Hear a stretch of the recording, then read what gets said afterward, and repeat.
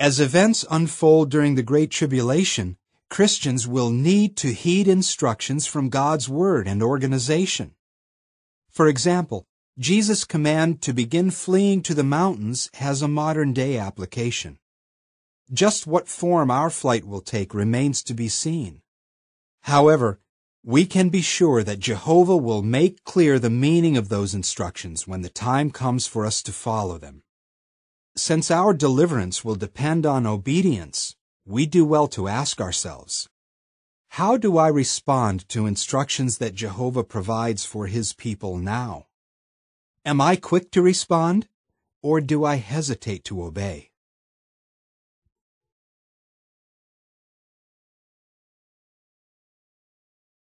Paragraph 12. Question.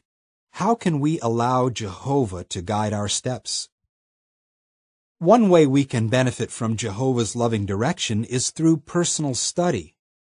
By means of the publications of the Faithful and Discreet Slave class, Jehovah provides a wealth of scriptural counsel. To benefit from it, however, we must take the time to study it and apply what we learn. Personal study is one means by which Jehovah can guard us from stumbling. Jude 24. Have you ever studied something in our literature that seems to have been written just for you? Accept the correction as coming from Jehovah. Just as a friend might tap you on the shoulder to bring something to your attention, Jehovah can use His Spirit to draw your attention to an aspect of your conduct or personality that you, and no doubt many others like you, need to improve. By being sensitive to the leadings of the Spirit, we allow Jehovah to guide our steps. In this regard, we do well to examine our study habits.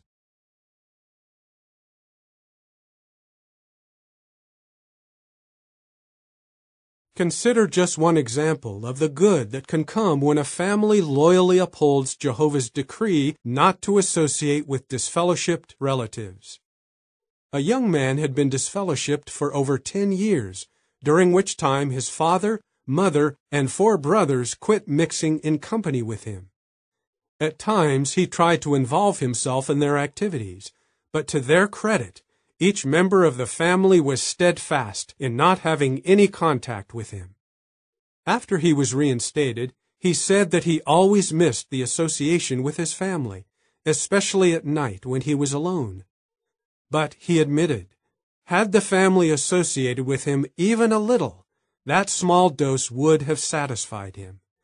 However, because he did not receive even the slightest communication from any of his family, the burning desire to be with them became one motivating factor in his restoring his relationship with Jehovah.